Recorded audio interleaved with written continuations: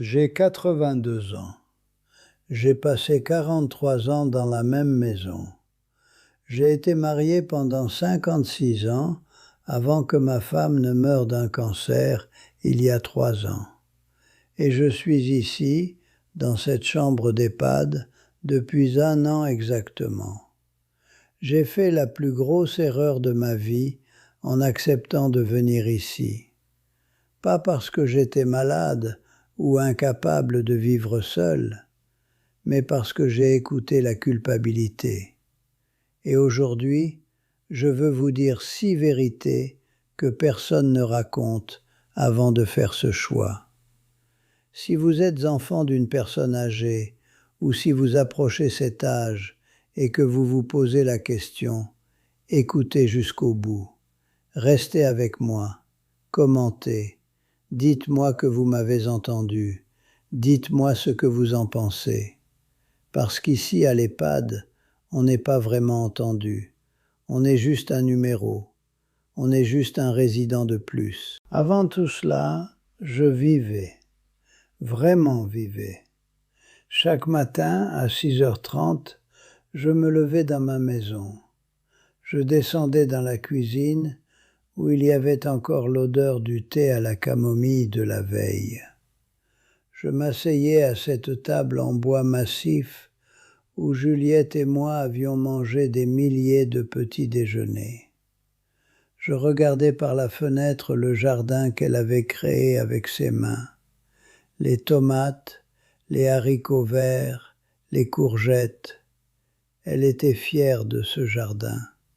Je l'étais aussi. Puis je prenais ma veste, celle avec les coutures qui avaient besoin de réparation depuis 2 ans, et je marchais jusqu'au café du coin. Toujours le même café, toujours à la même table, celle près de la fenêtre. Le garçon, Michel, il savait déjà que j'arrivais. Il me préparait un café crème avant même que je n'ordonne. On parlait de la pluie, du foot, de ses enfants. C'était mon monde. Mon monde était petit, mais c'était entièrement mien. Après le café, je passais à la boulangerie. Madame Rousseau, qui faisait les meilleures baguettes du quartier depuis 28 ans, elle me donnait toujours un pain qui venait de sortir du four. Elle glissait un petit pain au chocolat supplémentaire dans le sac et elle me disait « Pour vous, c'est trop bon de refuser ». Je ramenais ça à la maison. Je préparais mon déjeuner. L'après-midi, je lisais Le Monde dans mon fauteuil, ce vieux fauteuil en velours côtelé gris que Juliette avait acheté quand nous nous sommes mariés. Les ressorts avaient lâché il y a longtemps, mais c'était mon fauteuil. Je connais chaque pli, chaque odeur. Le jeudi, je jouais à la pétanque avec mes amis dans le petit square du quartier. Nous parlions de nos malheurs, de la politique, de l'amour que nous avions perdu. Nous étions seuls ensemble. C'était bon. C'était ma vie. Et puis, il y a 18 mois, tout a changé. Non pas parce que j'étais malade, j'avais un peu d'arthrite, rien de grave. Mais mes enfants, ils avaient peur. Ils venaient moins souvent. Je n'étais pas une urgence dans leur vie. Ma fille aînée, Sophie, elle a un travail stressant à Paris. Mon fils Marc, il a ses enfants, son divorce qui n'en finit pas de traîner. Alors un dimanche après-midi, ils se sont assis dans ma cuisine, tous les deux, et j'ai senti que quelque chose se préparait. Sophie a commencé. « Papa, tu ne trouves pas que c'est difficile tout seul dans cette grande maison ?»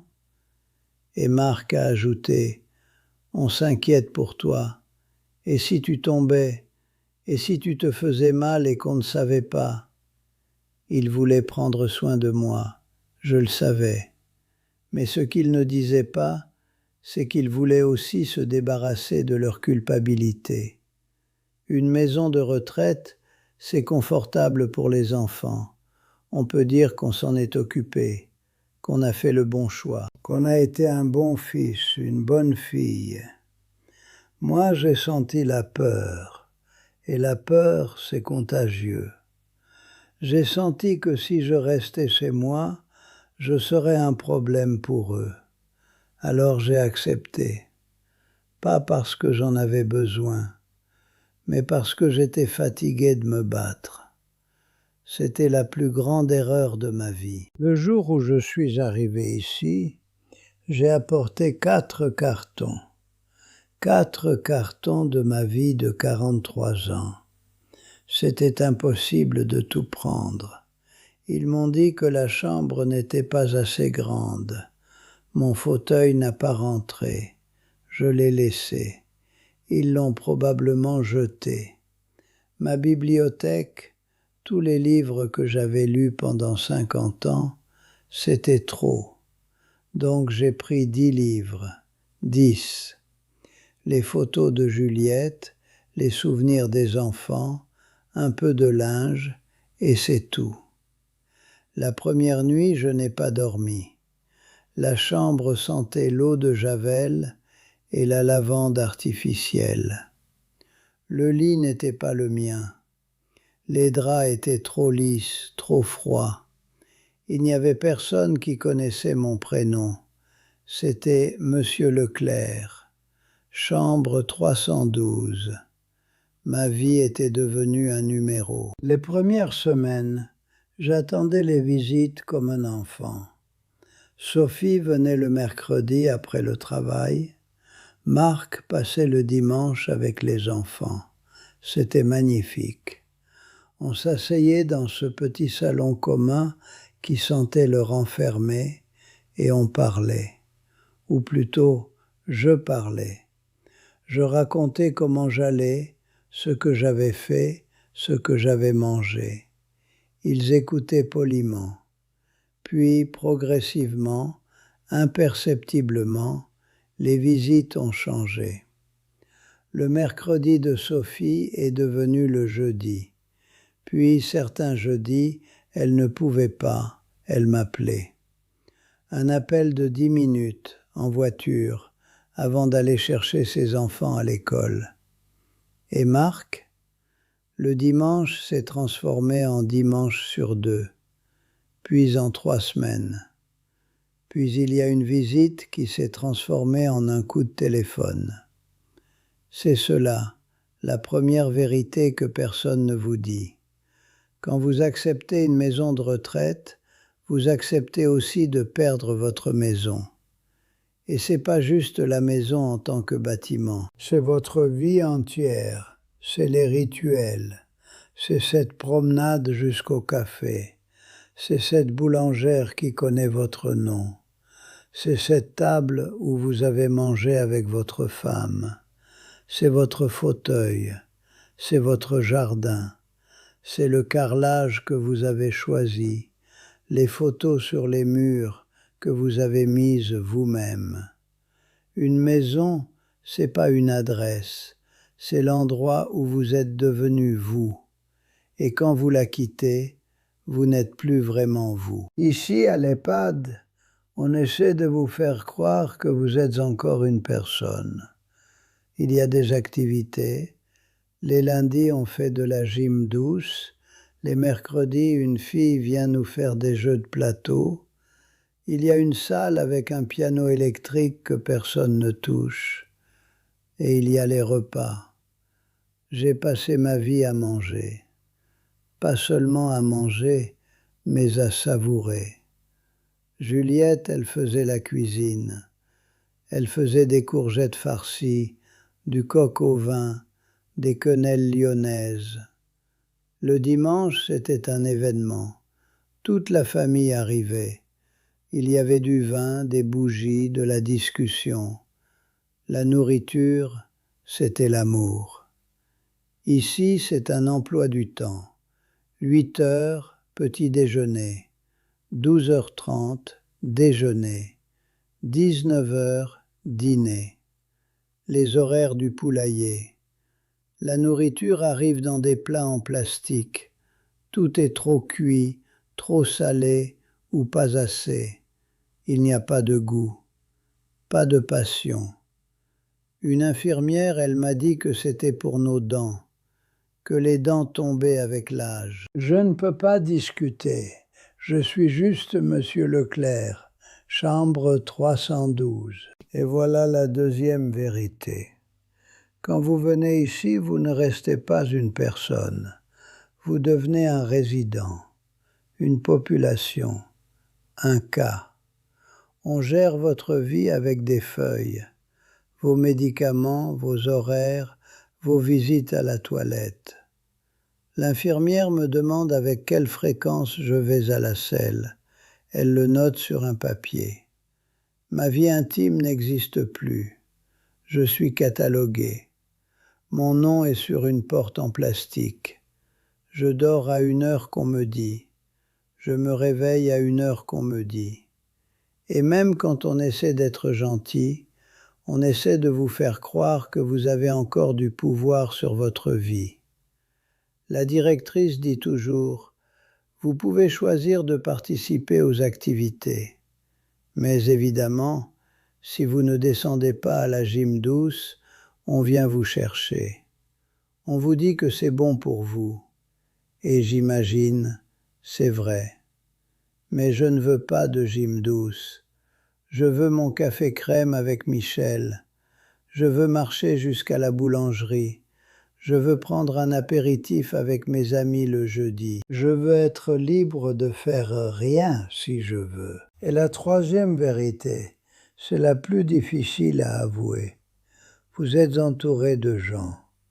Il y a 30 résidents dans cette EHPAD. Il y a du personnel.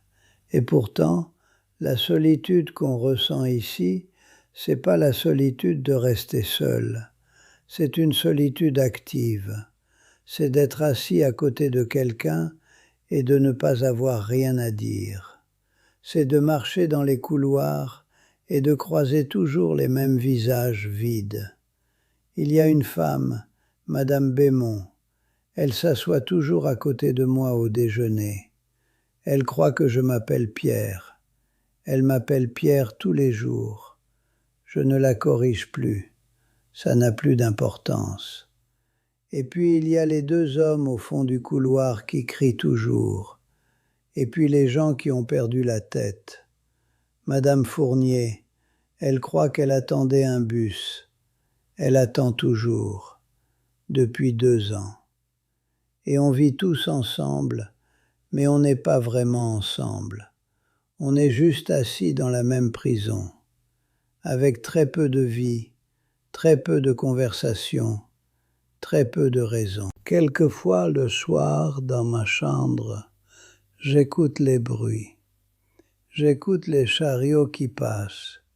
J'écoute les infirmières qui parlent fort. J'écoute les gens qui toussent à travers les murs. Et ça me rend fou.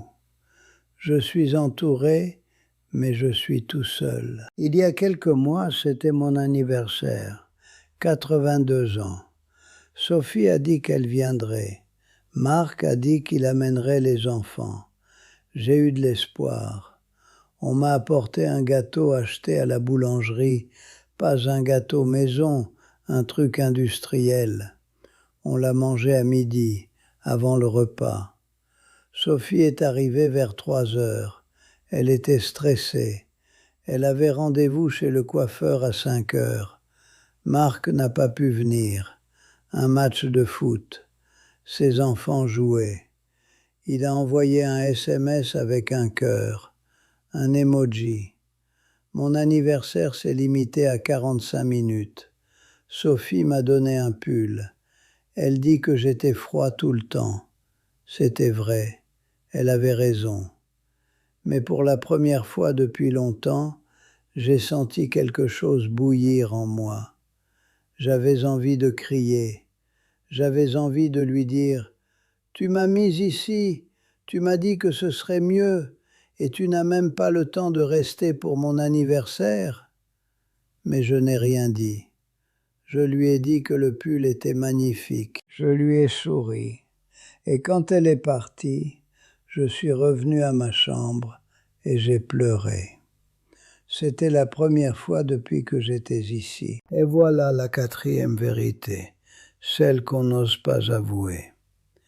Quand on vous met en maison de retraite, même si vos enfants le font par amour, vous commencez à les détester un petit peu. Pas complètement, mais un petit peu. Vous vous dites qu'ils ne vous comprennent pas, qu'ils ne savent pas ce que c'est de vivre ici, qu'ils ont pris une décision facile. Et le pire, c'est que vous ne pouvez même pas être en colère contre eux, parce qu'ils l'ont fait par amour. Alors vous êtes en colère silencieusement. Vous pensez, je dois appeler Sophie, je ne l'ai pas appelée depuis une semaine. Mais aussi vous pensez, elle n'a pas le temps pour moi, elle a son travail, ses problèmes, ses enfants. Et donc vous êtes en colère parce que vous êtes un fardeau, mais aussi vous êtes un fardeau, donc il est normal qu'elle ne vienne pas. C'est une culpabilité qui tourne en rond, insupportable. Une semaine après mon anniversaire, Sophie m'a appelé. La maison avait été vendue. Elle m'envoyait les photos, et j'ai vu. Mon jardin, le jardin de Juliette, était devenu un parking. Ma cuisine était ultra moderne avec du granit noir. Ma chambre était devenue un dressing. Et mon fauteuil, je sais qu'ils l'ont jeté. Littéralement jeté. Cette nuit-là, je n'ai pas dormi. À 3 heures du matin, j'étais assis sur mon lit dans le noir. Et j'ai sorti la clé de ma maison. Je la porte toujours. Je ne sais pas pourquoi. Ça n'a aucun sens. Mais je la porte quand même. Et j'ai pleuré. Pas parce que la maison était vendue, mais parce que j'avais choisi de partir. C'est moi qui avais décidé. Il n'y avait personne à blâmer sauf moi. Et c'est la cinquième vérité, celle que je n'aurais pas eu le courage de dire jusqu'à maintenant. Pourquoi je suis vraiment venu ici? Ce n'était pas parce que je ne pouvais pas vivre seul, c'était parce que j'avais peur, peur de tomber, peur de mourir seul, peur de déranger mes enfants. Et cette peur, c'est une peur française. Ne pas déranger, c'est ce qu'on nous dit depuis l'enfance.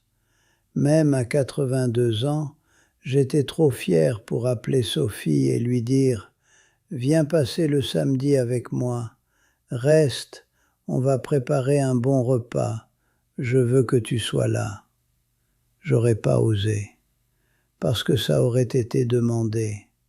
Et les demandes, c'est un fardeau. Donc, j'ai accepté en silence, comme un Français, sans crier, sans combattre. Et puis, il y a un mois, Monsieur Antoine, 90 ans, m'a dit quelque chose. Il a dit « Je suis venu ici en colère, contre mes enfants, contre moi, pendant des années.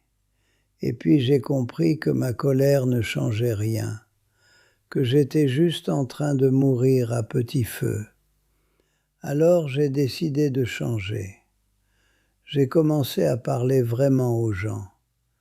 J'ai un ami, on joue aux échecs. Et tu sais quoi? C'est quelque chose.